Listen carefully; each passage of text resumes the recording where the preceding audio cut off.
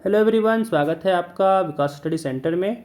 तो आज हम लोग इस वीडियो में आपके साइंस एग्ज़ाम जो आज का एग्ज़ाम है उसके सब्जेक्टिव क्वेश्चन को डिस्कस करेंगे। जो मोस्ट इंपॉर्टेंट क्वेश्चन यहाँ पे है उसको यहाँ पे हम लोग इस वीडियो में डिस्कस करने वाले हैं। ठीक है, तो टारगेट है हम लोग का कि भाई 80 में 80 का तैयारी करके हम लोग जाएँ और एग्ज़ाम में 4 के आएँ, है ना।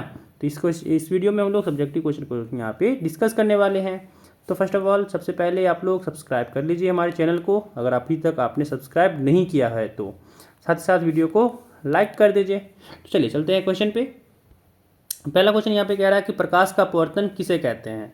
ठीक है, तो इसका आंसर होगा कि जब प्रकाश की किरण विरल माध्यम से सघन माध्यम में प्रवेश करती है तो किरण अभिलंब की ओर मुड़ जाती है तथा सघन माध्यम से विरल माध्यम में प्रवेश करने पर अभिलंब से दूर हो जाती है। ठीक है, इसी प्रकाश का अपवर्तन कहते हैं। तो ये पहला हो गया।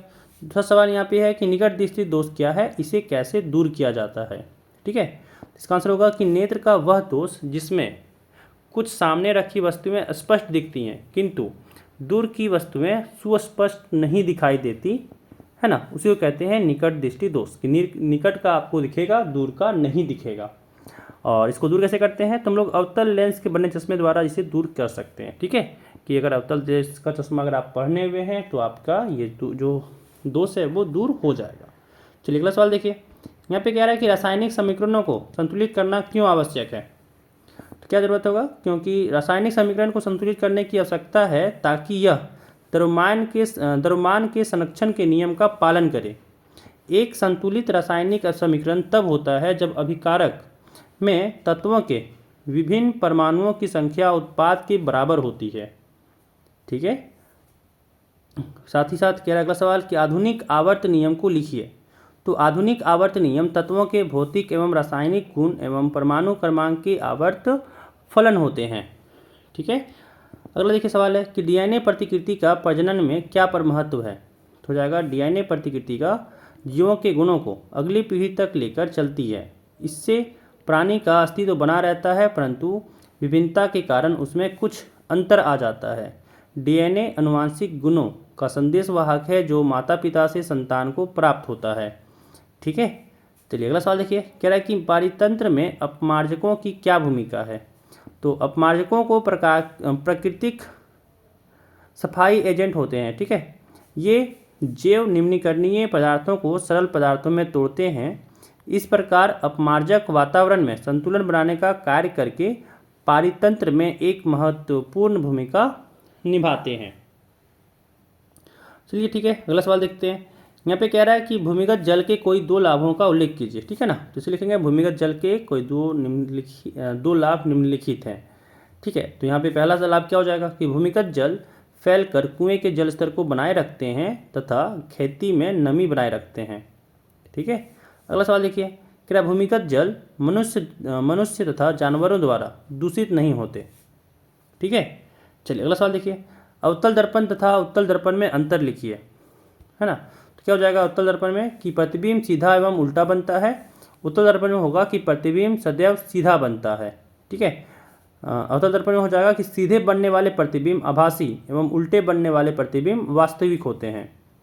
और जो उत्तल दर्पण में होगा कि भाई प्रतिबिंब जो बनेगा वो आभासी बनता है। ठीक है, अवतल दर्पण में कैसा लिखेंगे कि प्रतिबिंब का आकार वस्तु की स्थिति पर निर्भर करता है। और उत्तल दर्पण में लिखेंगे कि प्रतिबिंब का आकार वस्तु से छोटा ही बनता है। ठीक है, वो डिपेंड नहीं करता। चलिए अगला सवाल देखिए। कह रहा सूर्योदय एवं सूर्यास्त के समय सूर्य जो है वो रक्ताभ क्यों प्रतीत होता है। ठीक है, ये स्टार लगा लीजिए, ये तो इंपॉर्टेंट क्वेश्चन लग रहा है, ये इस साल शायद एग्जाम में आ सकता है। आंसर होगा कि सूर्योदय एवं सूर्यास्त के समय सूर्य का प्रकाश पृथ्वी के वायुमंडल में अधिक दूरी तय करती है जिसके कारण सूर्य के प्रकाश का परिकिरणन हो जाता है। चूंकि लाल रंग का परिकिरणन बहुत कम होता है तथा सबसे कम तरंग दैर्घ्य वाले नीले रंग का परिकिरणन अत्यधिक होता है। अधिक तरंग दैर्घ्य वाले लाल रंग का परिकिरणन बहुत कम होता है जिससे आँख तक केवल लाल रंग पहुँचता है। अतः सूर्योदय एवं सूर्यास्त के समय सूर्य रक्ताभ प्रतीत होता है। ठीक है, मतलब लाल रंग का प्रतीत होता है। चलिए अगला सवाल देखिए। कह रहा है निम्न समीकरणों को संतुलित कर लिखिए, है ना, कि यहाँ पे H2Cl2 है, इधर HCl है, तो यहाँ पे इसको संतुलित करना है। तो देखिए यहाँ पे हाइड्रोजन 2 था, क्लोरीन भी 2 था, तो यहाँ पे क्या किए HCl में बाहर में 2 मल्टीप्लाई कर दिए, तो यहाँ पे ये संतुलित हो गया। दोनों तरफ 2 हाइड्रोजन दोनों तरफ 2 क्लोरीन हो गया। अगला हमें कह रहा है यहाँ पे कि Na H2O था और इधर बना था NaOH प्लस H2, इसको हम लोग को संतुलित करना था।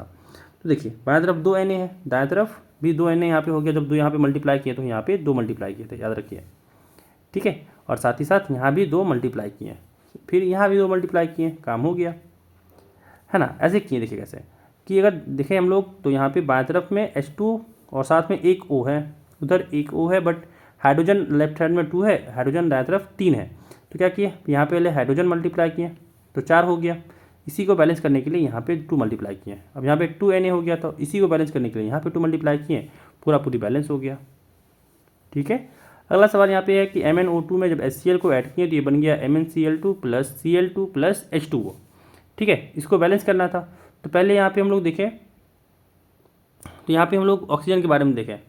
तो ऑक्सीजन यहाँ पे देखिए 2 ऑक्सीजन बाएं तरफ है, दाएं तरफ एक ही ऑक्सीजन था, तो यहाँ पे मल्टीप्लाई कर दिए हम 2 से, ठीक है। अब यहाँ पे देखें तो भाई हाइड्रोजन दाएं तरफ 4 हो गया, बाएं तरफ तो एक ही है ना। तो यहाँ पे क्या किया, इसीलिए बैलेंस करने के लिए 4 से मल्टीप्लाई कर दिए। अब देखें तो 4 क्लोरीन हो गया बाएं तरफ, दाएं तरफ भी 4 क्लोरीन है, बैलेंस हो गया। मैग्नीज, यहाँ पे मैग्नीज बाएं तरफ 1 है, दाएं तरफ भी मैग्नीज 1 है, ये पूरी बैलेंस हो गया, ठीक है। चलिए अगला सवाल देखिए, कह रहा है कि अम्ल वर्षा क्या है, आश्रित जल विद्युत का चालक क्यों नहीं होता जबकि वर्षा जल होता है, ठीक है। तो क्या होगा कि वर्षा के जल का pH मान जब 5.6 से कम हो जाता है तो वह अम्लीय वर्षा कहलाती है, ठीक है। तो ये तो जवाब हो गया अम्ल वर्षा क्या है का। अब यहाँ पे क्या होगा कि आश्रित जल शुद्ध होते हैं जिसमें आयन नहीं बनता है, विद्युत का चालन आयनों द्वारा होता है, तो आयन नहीं बनेगा तो भाई वो उसमें विद्युत का चालक नहीं होगा, है ना। अब बोला जा रहा है कि वर्षा जल में क्यों होता है, उसका आंसर देखिए होगा कि वर्षा के जल में थोड़ी मात्रा में अम्ल होते हैं क्योंकि वायु में उपस्थित SO2 और NO2 गैस जल में मिलकर इसे अम्लीय बना देते हैं, है ना। तो ये अम्ल H+ आयन उत्पन्न करते हैं, तो जो विद्युत का चालन करते हैं, ठीक है।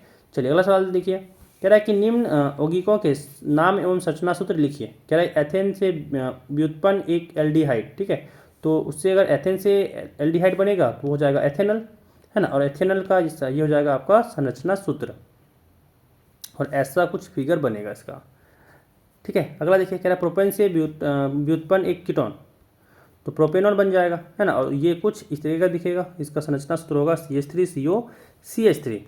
अगला कह रहा है कि मैथेन से व्युत्पन्न एक कार्बोक्सिलिक अम्ल, है ना। तो यहाँ पे हो जाएगा मैथेनोइक अम्ल, ठीक है, HCOOH, और ये कुछ इस तरह का दिखेगा, ठीक है। चलिए अगला सवाल देखिए, कह रहा है कि जब एड्रेनलिन रुधिर में स्रावित होता है तब हमारे शरीर में क्या अनुक्रिया होती है। तो इसका आंसर होगा कि एड्रेनलिन को आपातकाल हार्मोन भी कहते हैं। जब कोई व्यक्ति भय या तनाव की स्थिति में होता है तब शरीर स्वयं एड्रेनलिन हार्मोन को बड़ी मात्रा में स्रावित करता है। इससे हृदय की धड़कन बढ़ जाती है तथा हमारी पेशियों को अत्यधिक ऑक्सीजन की आपूर्ति होने लगती है। पाचन तंत्र तथा त्वचा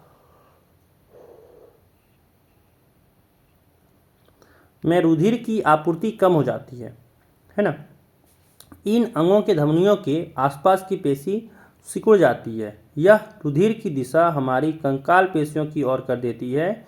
डायाफ्राम तथा पसलियों की पेशी के संकुचन से सांस तेज चलने लगती है। ये सभी अनुक्रियाएं मिलकर शरीर को आपात स्थिति से निपटने के लिए तैयार करती हैं, ठीक है। तो ये था आपके कुछ इंपॉर्टेंट क्वेश्चन। इस वीडियो में बस इतना ही, मिलते हैं अगली वीडियो में।